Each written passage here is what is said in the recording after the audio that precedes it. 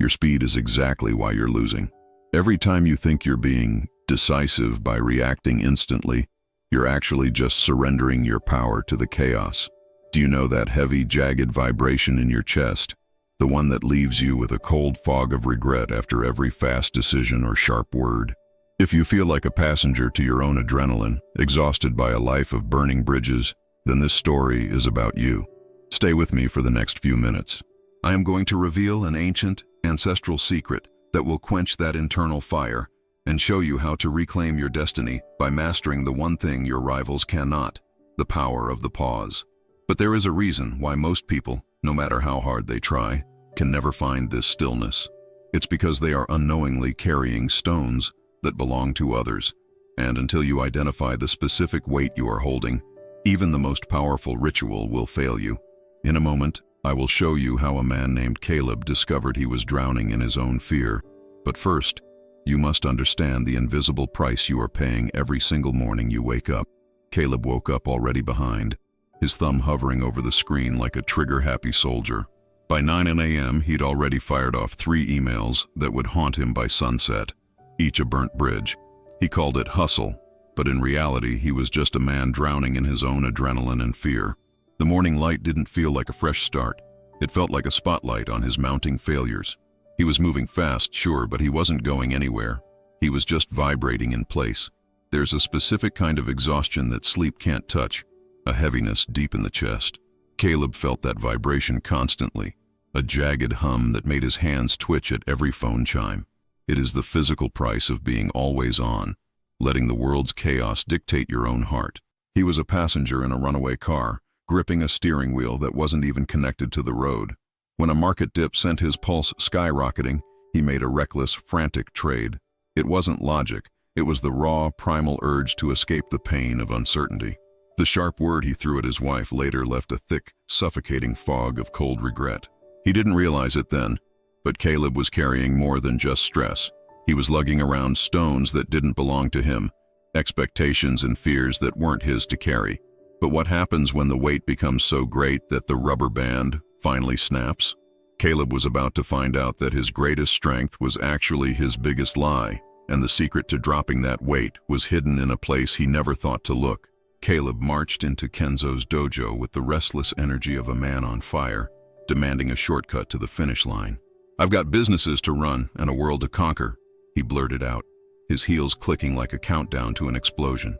But the master didn't offer a strategy, he offered a mirror.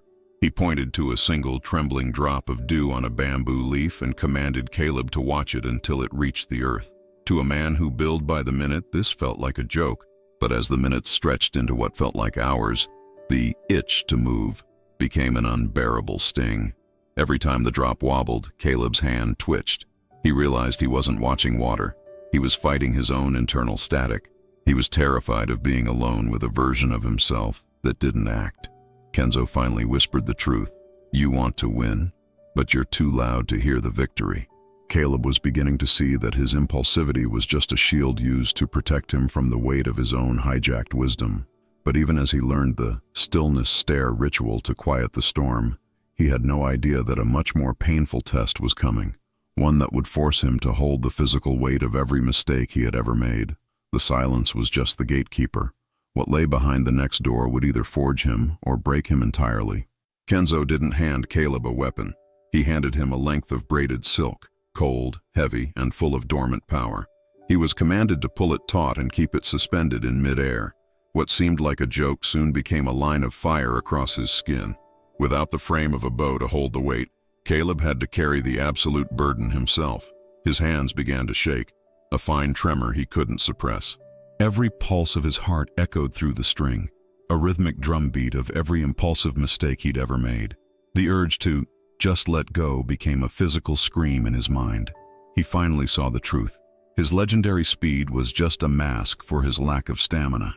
He had spent his life firing off angry emails or starting fights because it was easier to face a disaster than to sit in the heat of the tension. "The tension is not your enemy," Kenzo whispered. "It is the energy required to change your fate, and you've been wasting it." Caleb realized that he wasn't just holding a string. He was holding the physical weight of all the stones he had picked up from others over the years. the opinions, the pressures, and the false urgencies. But here is the secret most people never learn. There is a specific way to transform this agonizing pain into a reservoir of pure, unshakable power. In a moment, I will show you the exact ritual Caleb used to stop the shaking. But first, you must see the terrifying thing that happened when the master finally brought out the wooden bow. The moment of breakthrough didn't come with a shout, but with a silent, total surrender. Caleb stopped fighting the tension in the silk and simply allowed himself to become it. As he stopped resisting the discomfort, the agony transformed into a strange, cold clarity. The shaking in his hands died down, replaced by a stillness he'd never known before. He was no longer a man holding a string. He was the tension itself, perfectly focused. Master Kenzo stepped forward and placed the heavy wooden bow into Caleb's now steady hands. Caleb strung the bow with a deliberate grace that felt like a sacred slow dance. He nocked a single arrow, and as he pulled the string back, the tension no longer felt like a burden. It felt like a reservoir of destiny. Kenzo whispered, "The arrow only finds its destiny when the hand learns to wait." When the release finally came, it wasn't a violent snap, but a melodic departure. The arrow didn't just hit the target, it became the center of the target's entire existence. Caleb finally understood. To win every battle, one must first win the war within. He had spent his life picking up stones that weren't his, mistaking their weight for importance. But in this moment of flow, those stones finally fell away. To reclaim your destiny tonight, you must use the 3-breath anchor ritual. On the first breath, find your feet. On the second, find your heart. On the third, find your why. This ritual is the first step in the secret architecture of a life without regret. But there is one final, critical test Caleb faced when he returned to the office. A test that most people fail because they don't have the final key to protect their peace from a world that wants to steal it. I'm about to show you how to apply this ancient bow logic to your failing projects and broken relationships, and why everything you've tried before was just an arrow fired much too soon.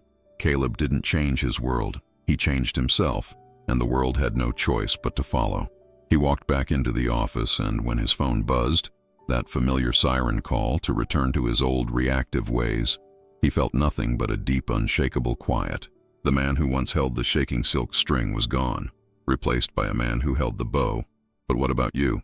You've likely been firing arrows into the dark for years, wondering why they never hit the mark.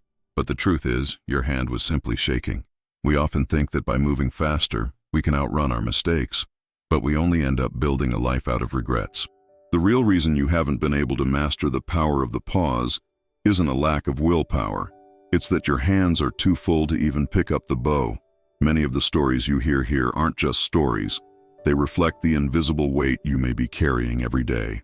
If you're tired of holding pain, responsibility, and guilt that were never yours, I created an ebook called The Weight of Stones That Are Not Yours. It's for those who want to let go, set boundaries, and live with more lightness. This is the key Caleb discovered. You cannot find your aim until you first drop the stones of other people's expectations. To ensure you never pick those stones up again, I've included 2 essential tools. Bonus 1, Learning to Let Go, the step-by-step roadmap to releasing the shaking string of your past. Bonus 2, When Saying No is an Act of Self-Love, the masterclass on building the dojo of your mind, so the world's noise never dictates your heart again. Don't let your wisdom be another casualty of a reactive life. Stop vibrating in place and start moving with the purpose of a master. Your destiny is not something you chase. It is something you become still enough to receive.